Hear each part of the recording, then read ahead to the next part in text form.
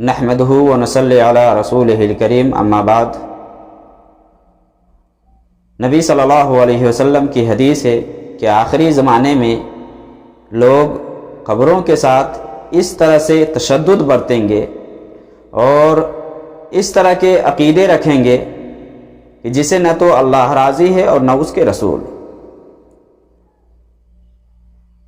مرنے کے بعد بعض جگہوں میں یہ دیکھنے کو ملتا ہے کہ قبر کے اوپر درخت لگایا جاتا ہے، یا بہت ساری جگہوں میں پھول وغیرہ بچھائے جاتے ہیں۔ عقیدہ یہ رکھا جاتا ہے کہ اس سے میت کے عذاب میں تخفیف ہوگا۔ جب ان سے کہا جاتا ہے کہ بھائی آپ یہ کام کیوں کرتے ہیں، کیوں آپ یہ پھول وغیرہ لگاتے ہیں اور کیوں آپ درخت لگاتے ہیں، چاہے درخت کھجور کا ہو یا کسی اور کا درخت ہو، تو جواب دیتے ہیں کہ اللہ کے نبی صلی اللہ علیہ وسلم نے ایسا کیا ہے۔ دلیل میں پیش کرتے ہیں بخاری اور مسلم کی وہ حدیث جو عبداللہ ابن عباس رضی اللہ تعالی عنہما سے مروی ہے کہ مر النبی صلی اللہ علیہ وسلم بحایۃ من حیطان المدینہ او مکہ، کہ اللہ کے نبی صلی اللہ علیہ وسلم ایک مرتبہ مدینہ یا مکے کے ایک باغ میں تشریف لے گئے۔ فسمع صوت انسانین، تو آپ صلی اللہ علیہ وسلم نے دو شخصوں کی آواز سنی، یعذبان فی قبورہما، کہ وہ اپنی قبروں میں عذاب دیے جا رہے تھے۔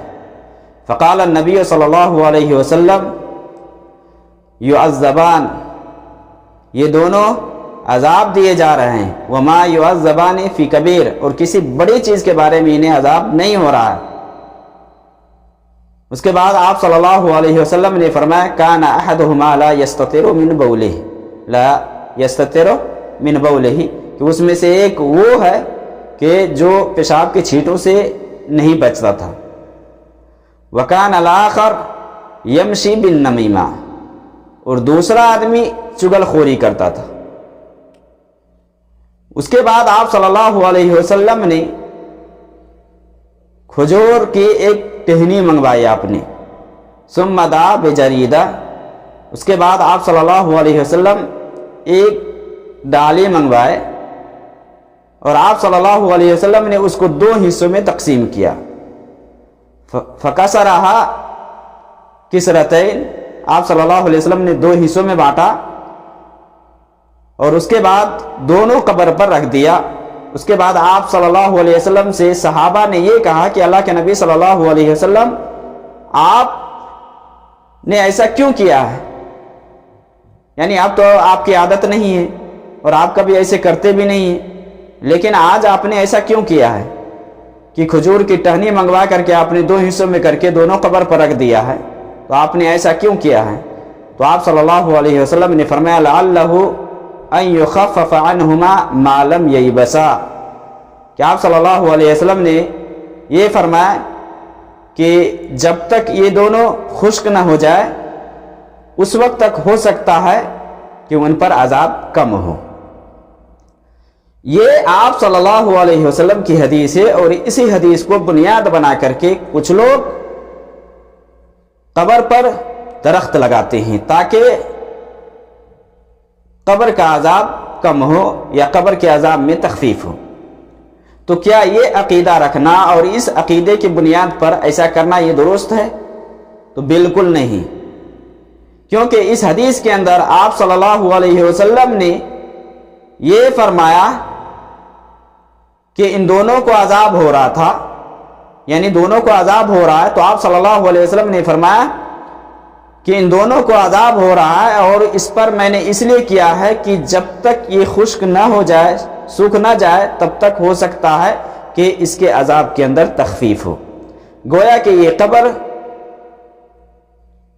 دو مسلمان کے تھے، یعنی یہ مسلمان تھے، اور آپ صلی اللہ علیہ وسلم کو اللہ رب العالمین نے مطلع کر دیا، بتلا دیا، اور یہ آپ صلی اللہ علیہ وسلم کے لیے ایک معجزہ تھا کہ آپ صلی اللہ علیہ وسلم کو اللہ رب العالمین بعض غیبی چیزوں سے آگاہ کر دیتے تھے۔ اللہ کے نبی صلی اللہ علیہ وسلم کو بتلا دیا گیا کہ ان دونوں قبروں والوں کو عذاب ہو رہا ہے، تو آپ صلی اللہ علیہ وسلم نے اس کے عذاب کے اندر کمی لانے کے لیے ایسا کیا. جیسا کہ اللہ کے نبی صلی اللہ علیہ وسلم کی حدیث صحیح مسلم کے اندر ہے کہ انی مررت بقبرین یعذبان فاحببت بشفاعتی، کہ اللہ کے نبی صلی اللہ علیہ وسلم نے فرمایا کہ میں 2 قبروں سے گزر رہا تھا، ان دونوں قبر والوں کو عذاب ہو رہا تھا، تو میں نے اس کے بارے میں شفاعت کرنی چاہی تاکہ اس کے عذاب کے اندر تخفیف ہو جائے. گویا کہ آپ صلی اللہ علیہ وسلم نے ان دونوں کے حق میں دعا کی، اور آپ نے جو یہ عمل کیا اس کے عذاب میں تخفیف لانے کے لیے کیا. تو آپ صلی اللہ علیہ وسلم کو تو اللہ تعالیٰ نے بتلا دیا کہ ان دونوں قبروں والوں کو عذاب ہو رہا ہے، لیکن دوسرے کو کیسے پتا چلتا ہے کہ قبر کے اندر عذاب ہو رہا ہے؟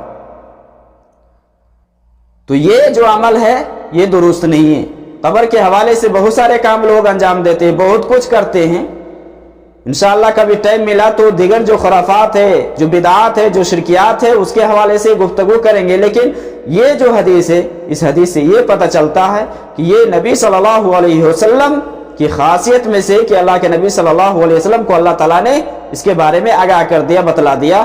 اور یہ بھی اس حدیث کے اندر بتلایا کہ قبر کے اندر جن گناہوں کے سبب یا جن گناہوں کی وجہ سے عذاب ہوتا ہے ان میں سے چغل خوری کرنا، اسی طرح پیشاب کے چھینٹے سے نہ بچنا، یہ بھی ہے. تو اس حدیث کے اندر اللہ کے نبی صلی اللہ علیہ وسلم نے جو یہ عمل کیا، یہ جو فعل کیا، یہ آپ صلی اللہ علیہ وسلم کو اللہ تعالیٰ نے بتلایا، اور آپ صلی اللہ علیہ وسلم نے ان دونوں کے عذاب میں تخفیف لانے کی وجہ سے آپ نے ایسا کیا.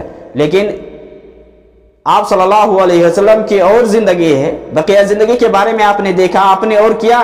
کیا آپ ہمیشہ کرتے تھے یہ عمل؟ بالکل نہیں.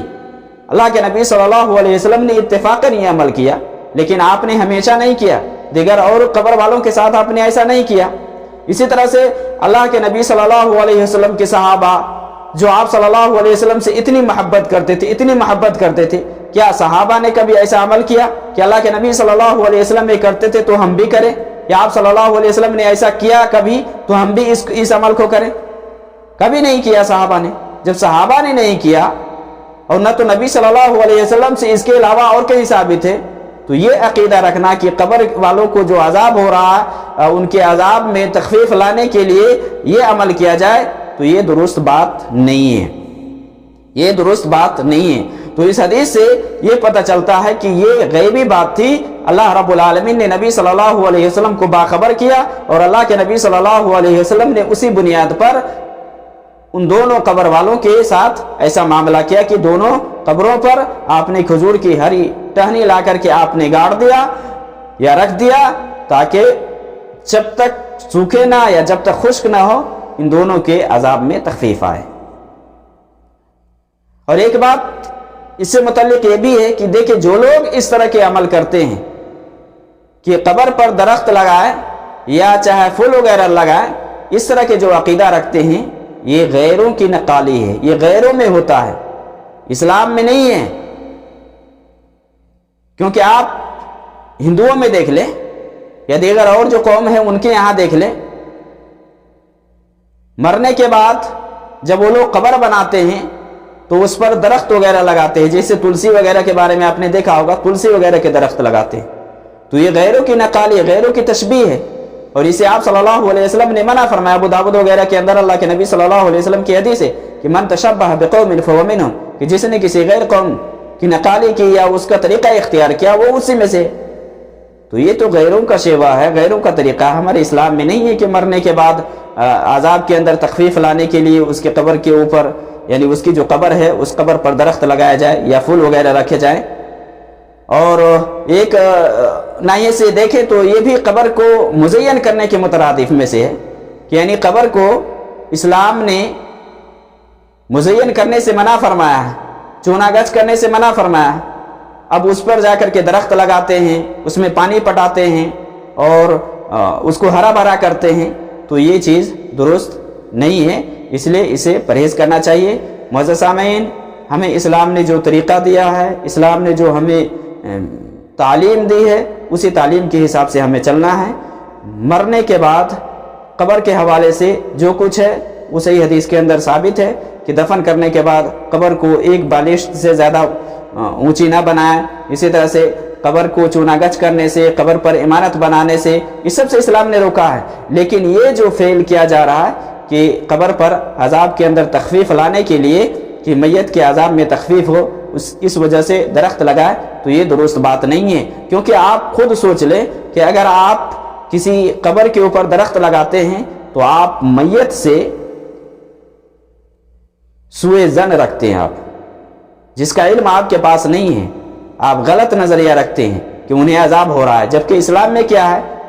حسن ظن رکھنے کا حکم آیا ہے کہ حسن ظن رکھا جائے، نہ کہ حسن سو۔ آپ حسن سو رکھتے ہیں اور جس کی وجہ سے آپ یہ عمل کرتے ہیں جو کہ درست نہیں ہے۔